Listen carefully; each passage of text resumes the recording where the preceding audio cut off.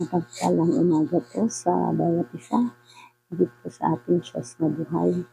Samahan niyo po muli ako na magbasa ng salita ng Diyos sa King James Tagalog Version na makikita po sa John chapter 1 verse 1 hanggang verse 51. Sinasabi po dito, nang pasimula siya ang Berbo, at ang Berbo ay sumasa Diyos, at ang Berbo ay Diyos.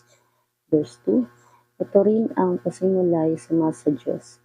Verse 3, ang lahat ng mga bagay ay ginawa sa pamamagitan niya, at alinman sa lahat ng ginawa ay hindi ginawa kung wala siya.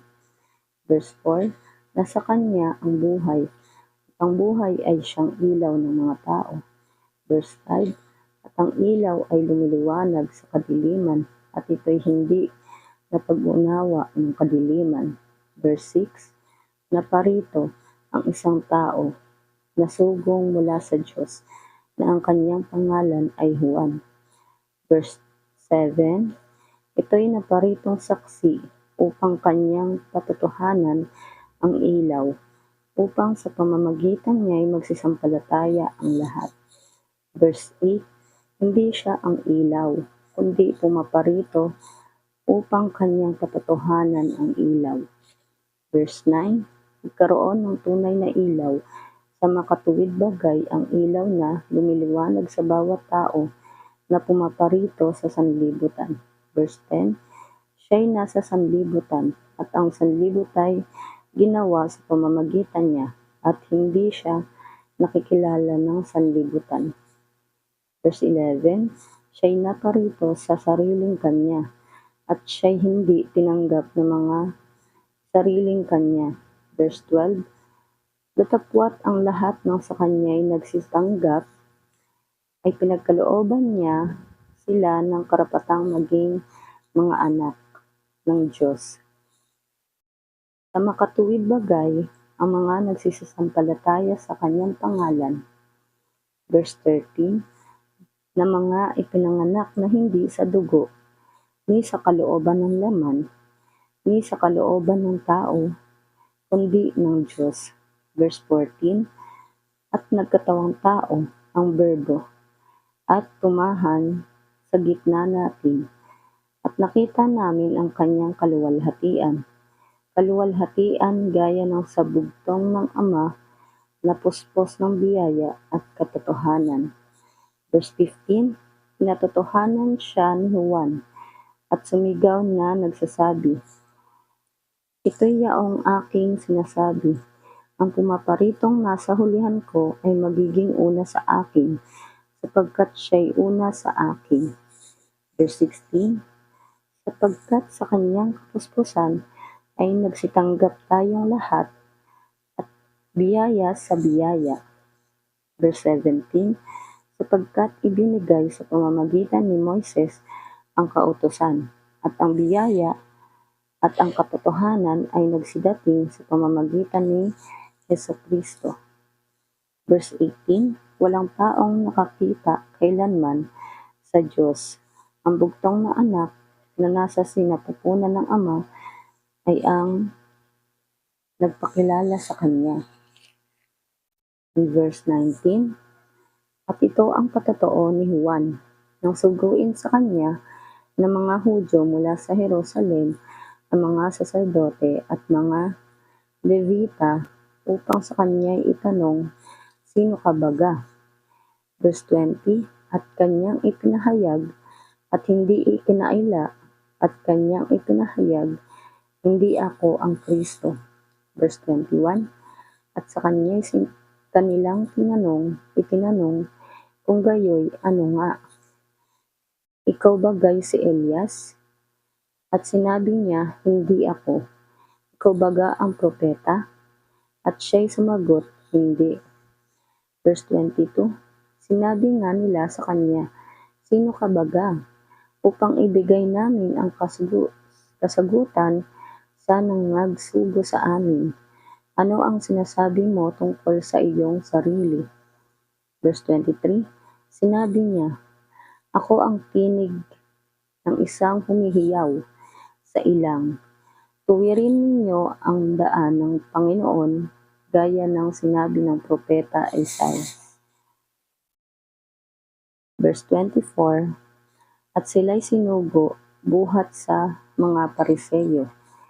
Verse 25, at sa kanya'y kanilang itinanong at sinabi sa kanya, bakit nga bumabautismo ka kung hindi ikaw ang Kristo, ni Elias, ni ang propeta?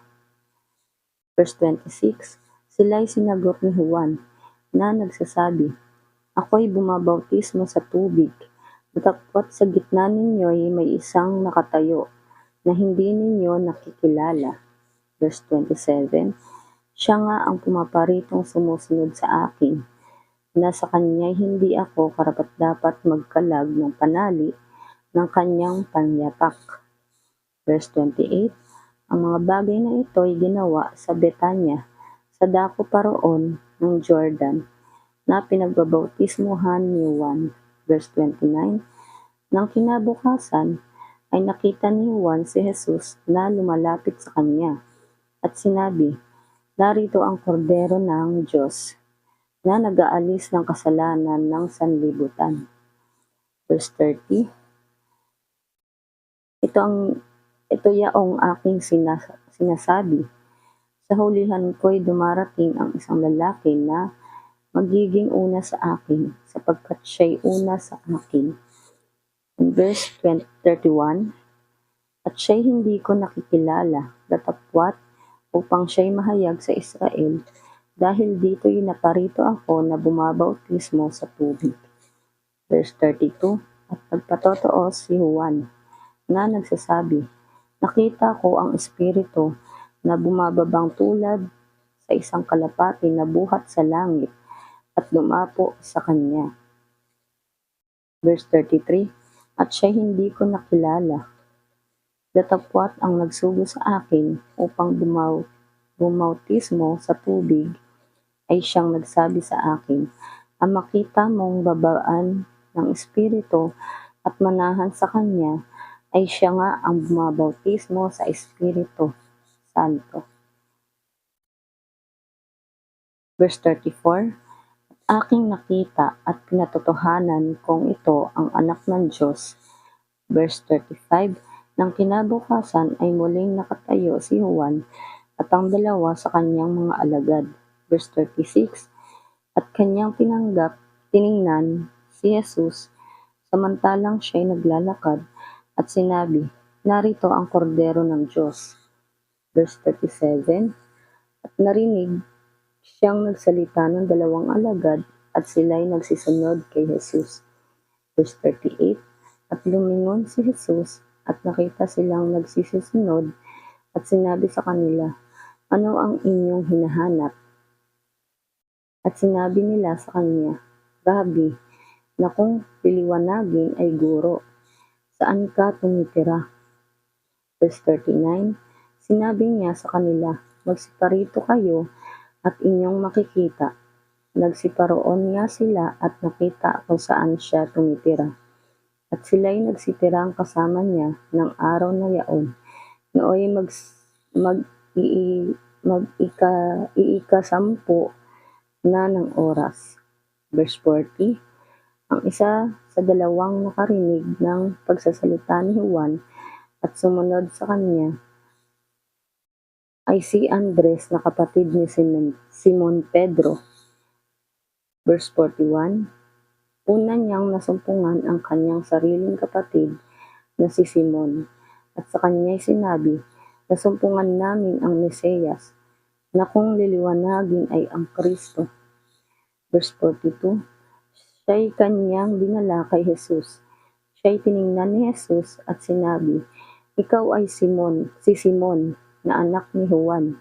Patawagin kang Cephas, na kung liliwanagin ay Pedro. Verse 43, nang kinabukasan ay pinasiyahan niyang pumaroon sa Galilea. Kanyang nasumpungan si Felipe, at sa kanya'y sinabi ni Jesus, sumunod ka sa akin. Verse 44, si Felipe nga ay taga Bethsaida, sa bayan ni Andres at ni Pedro. Verse 45, nasumpungan ni Felipe si Nathanael at sinabi sa kanya, nasumpungan namin yaong isinulat ni Moises sa kautusan at gayon din ng mga propeta na si Jesus na taga Nazaret ang anak ni Jose. Verse 46, at sinabi sa kanya ni Nathanael, mangyayari bagang lumitaw ang anumang magaling na bagay sa Nazaret? Sinabi sa kanya ni Felipe, pumarito ka at tingnan mo. Verse 47, nakita ni Jesus si Nathanael na lumapit sa kanya at sinabi ang tungkol sa kanya, narito ang isang tunay na Israelita na sa kanya'y walang daya. Verse 48, sinabi sa kanya ni Nathanael, saan mo ako nakikilala? Si Jesus ay sumagot at sinabi sa kanya, bago ka tinawag ni Felipe, nang ikaw ay nasa ilalim ng puno ng igos, ay nakita kita. Verse 49, sumagot si Nathanael sa kanya, Rabbi, ikaw ang anak ng Diyos, ikaw ang hari ng Israel. Verse 50, si Jesus ay sumagot at sinabi sa kanya, dahil baga sa sinabi ko sa iyo, kita'y nakita sa ilalim ng puno ng igos, kaya ka sumasampalataya? Makikita mo ang mga bagay na lalong dakila kaysa rito. And last verse po, verse 51, at sinabi niya sa kanya, katotohanan sinasabi ko sa iyo, makikita ninyong bukas ang langit at ang mga anghel ng Diyos na nagmamanhik malaog sa ulunan ng anak ng tao. Ito po ang salita ng Panginoon. Salamat po sa Diyos at sa Diyos po lahat ng papuri at pasasalamat. God bless everyone.